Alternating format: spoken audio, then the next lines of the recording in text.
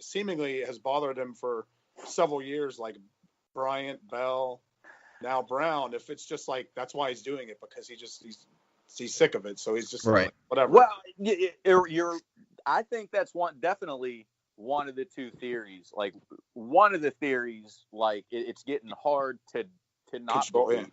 It's getting hard to not believe that the dude's just not a good leader. I mean, just by the way he says stuff and on his radio show and in the media, and then like it's always some injury after the fact. Look, I like Ben as a player, without a doubt, but leadership wise, it definitely got to be questioned. I don't know, or like you said, the dude is just sick of this. Like right. He's saying to himself, like, I'm wasting the prime years of my career with these freaking knuckleheads over here. Facebook Live in the locker room after a big game. Yeah, I think that's a factor. All this crazy stuff. Like, come on. I mean, I think that's a factor. I mean, look at there's a big generational gap here between, Ben being one of the, older veterans right now, and then there's a lot of younger guys coming in. We lucked out with a guy like Juju, who right now at least seemingly seems to be just happy to be out there. So, he's not causing any problems. But, I mean, it's not like you ever see any offensive lineman, defensive player say anything bad about Ben. It just seems to be the receivers. Listen, when was the last time a team won a Super Bowl with one of the top 3 wide receivers? Yeah, I know. It doesn't happen often. So, I mean, go out and get a Golden Tate. Go out and get an Adam Humphries. Somebody like Devin Funchess. And just let Ben sling it for one more year. But I think they got to do something as a contingency plan, and get ready for the future. Because I don't think Rudolph is the guy, and I don't think Dobbs is the guy. So I don't know what they're going to do. At least not now. I think Ben is still around for at least another couple years. Yeah, I mean, I think they might redo a contract for like 3 years, hoping he has a third year that he could do pretty well. As long as he's not getting touched very often like he did this year. Right. He might be all right, I think. It doesn't look like his arm's really suffering or anything. But I'd rather him not throw 675 times next season either. Yeah.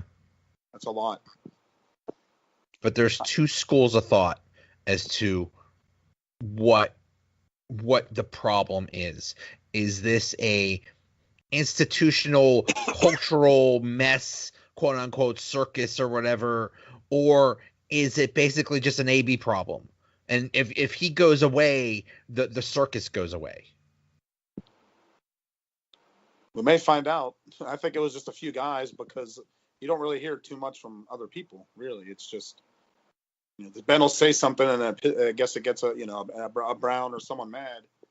You hear about him maybe briefly, and then that's about it. I don't know. And I think Brown will be traded in March, and then I think, and then when they list all the drama of the past 2 or 3 years, it's James Harrison, Martavis Bryant, Le'Veon Bell, Antonio Brown, and Ben. They throw Ben in there too.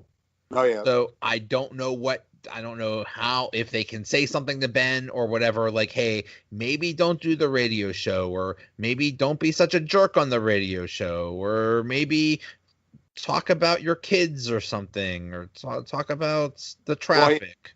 I always said do traffic and weather on the 8s or something. But don't throw your teammates under the bus. He has a problem where those guys on the fan just totally want to get him to throw people under the bus. They word those questions. They're just like leading him into something, because I know he's going to answer it. Yeah, but he doesn't shy away from answers. Now, I'm not saying, but he just answers what they give him. Now, I'm not saying he shouldn't give presidential, politically correct answers, but they know he won't. Maybe that part of his brain was damaged in the motorcycle accident. I don't know, but it's possible. It just seems like that's what he does, and maybe he probably, as a guy, shouldn't have a radio show. But it's not like he's holding press conferences and being like, we lost this game because of Antonio Brown running a wrong route. That's not really how it gets interpreted through the media selection, but that's not really what he was saying. I wonder, because his radio show's done for this year. It's yeah. It's usually what after the last game he'll do one, I think. Right. So all he's heard the past couple weeks is national people, local people, everybody basically trashing him. I wonder if he's going to come out with an interview basically just killing everybody, or if he's just gonna, if he just doesn't care or whatever. I don't know. He doesn't seem to really do that, so I don't think he'll reply or anything, but he just talks on his radio show. I don't know. I think it's I think at some point he has to say something, or he doesn't have to, but I'm just curious if he will. Unless he's just waiting for AB's interview to finally come out, then maybe he'll reply to that. Oh my God. If that ever happens. That's going to be amazing. I hope there's like 3 dudes there. It's the interviewer, AB, and it's some random dude. It's like, yeah, this is who is running my burner accounts. Yeah, right. This is Jerry, everybody. This is Jerry. Oh man. That's all I know. The preseason or the draft and everything can't get here quick enough. Coach, have you died?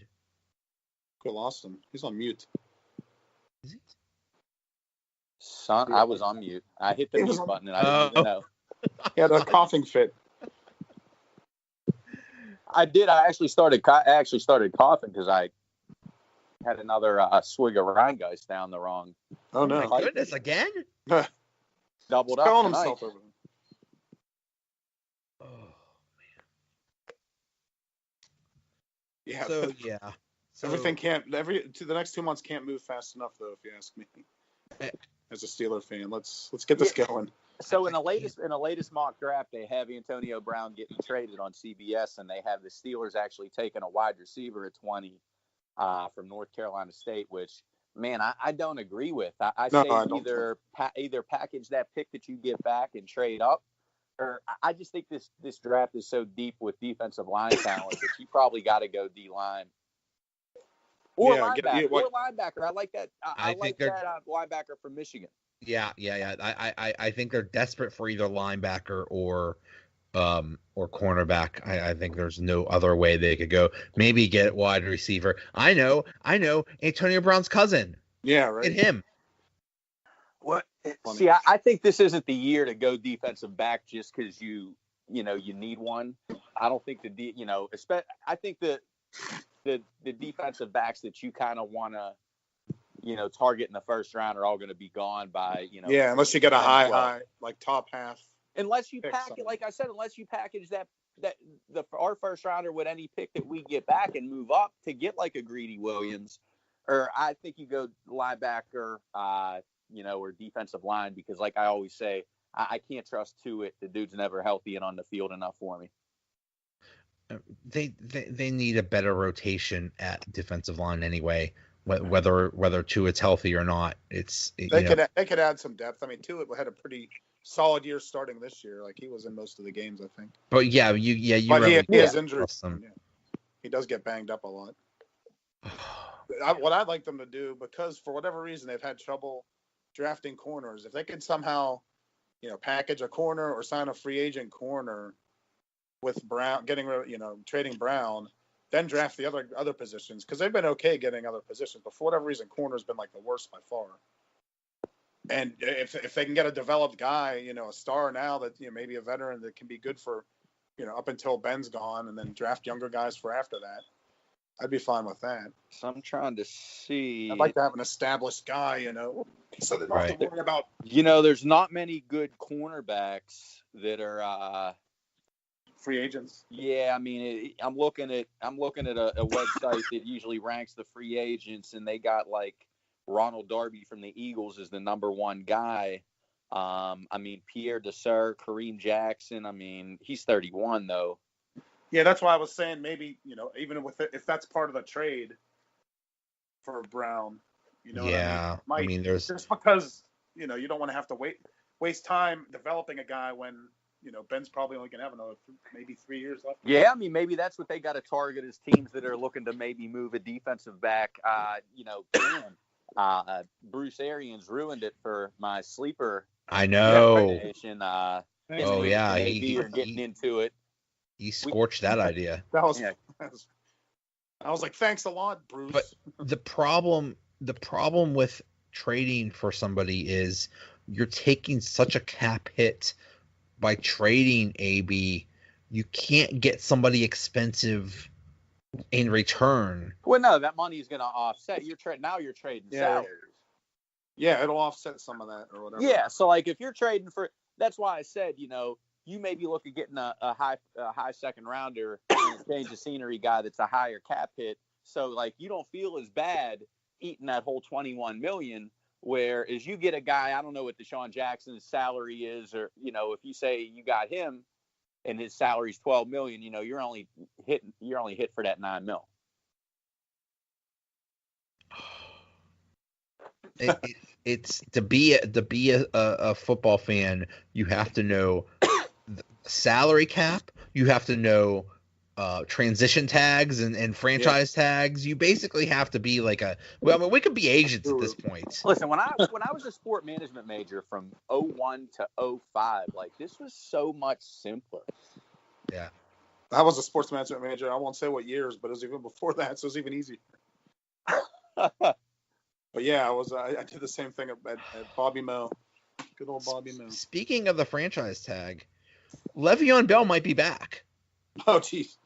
So I saw a scenario where the Steelers. Kendrell Bell? Yeah, guess who's back? I may rather have Kendrell Bell back. At this age, you'd rather. That's funny. The theory is the Steelers might transition tag Le'Veon Bell.